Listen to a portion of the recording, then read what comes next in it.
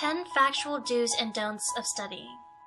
Everyone knows the feeling of being stuck at a desk, staring at a page that looks as if it's written in a foreign language, and praying you'll be able to learn all the mountains of content for your exams, which hit you like a tornado. It's a stressful and daunting time in every student's life, but it is what it is. Try these 10 factual do's and don'ts, and give yourself the extra boost of knowledge that could save the day. 1. 8 is the magic number. On average, it is recommended that young adults get around 8 hours of sleep a night. Research has shown that a lack of sleep causes a difficulty in understanding material taught in class, susceptibility to false memories, which isn't the best condition to be during exams, and a reduction in the gray matter of the brain. So when you're staying up until midnight cramming for a test, remember that a half hour of sleep could do you wonders. 2. Don't try to remember everything. Just staring at your notes and hoping it sinks in isn't going to help. Instead of reading and rereading, structure the information instead.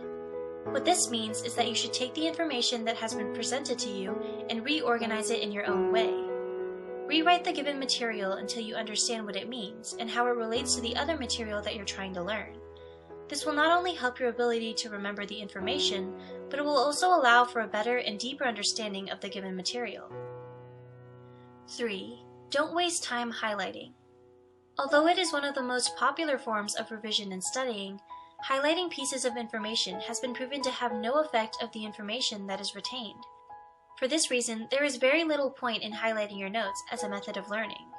It may, however, help with picking out pieces of information from others. In short, use highlighters in moderation to help avoid wasting time and overcrowding your page with key information that's not really that important. 4. Say goodbye to night before cramming. Planning ahead and getting started early is the best way to work for those top grades. Professor Dunlowski says, students who cram may pass the exam, but they don't retain the material. This is an issue because it leaves students who carry on their education without a true foundation to build upon. A technique called distributive practice is a far more effective approach to studying.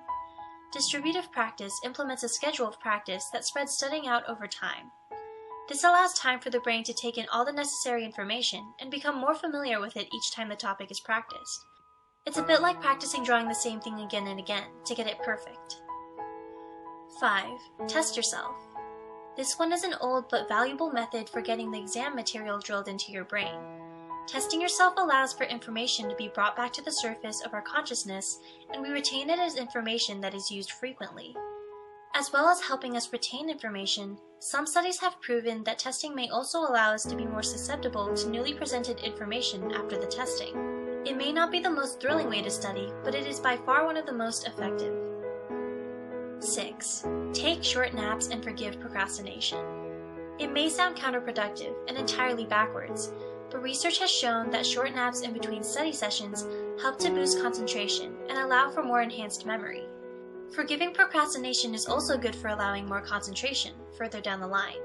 It has been shown that students that forgive procrastination are less likely to procrastinate again before exams. 7. Be prepared.